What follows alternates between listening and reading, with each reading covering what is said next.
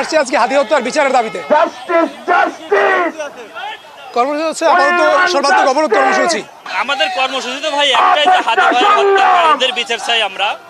আসলে এই হত্যাকারীদের পিছনে কারা জড়িত আছে, আসলে ফয়সাল আর আলমগীর ইন্ডিয়াতে পালিয়ে গেছে, আমরা শুধু তাদের পিছনেই পড়ে আছি।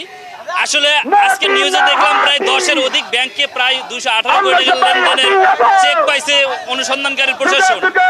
এই চেকগুলো আসলে কাদের, এগুলো অনুসন্ধান করে এদেরকে ধরতে হবে। এই লেনদেনের সাথে কারা জড়িত এদেরকে ধরতে হবে।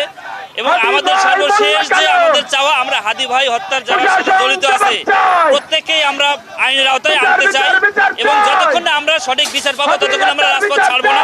এবং ইনকিলাব মঞ্চের দেওয়া যে বিক্ষোভ, এটা সারা বাংলাদেশে চলবে এবং এটা দিনরাত চলবে যতক্ষণ পর্যন্ত না হাদি ভাইয়ের বিচার সুষ্ঠুভাবে পরিগণিত হবে, ততক্ষণ পর্যন্ত আমরা রাজপথ ছাড়বো না। আপনারা জানেন সারা দেশে 8টি বিভাগে একযোগে ইনকিলাব মঞ্চের পক্ষ থেকে যে আমাদের অবরোধ কর্মসূচিটা পালিত হওয়ার কথা ছিল, সেই পরিপ্রেক্ষিতে আমরা আজকে এখানে দাঁড়িয়েছি এবং আদার্স 8টা বিভাগের সাথে একসাথে সামঞ্জস্য রেখে আমরা এই জায়গাতে। কি বুঝলেন ভাই? অনলি যেটাই চাই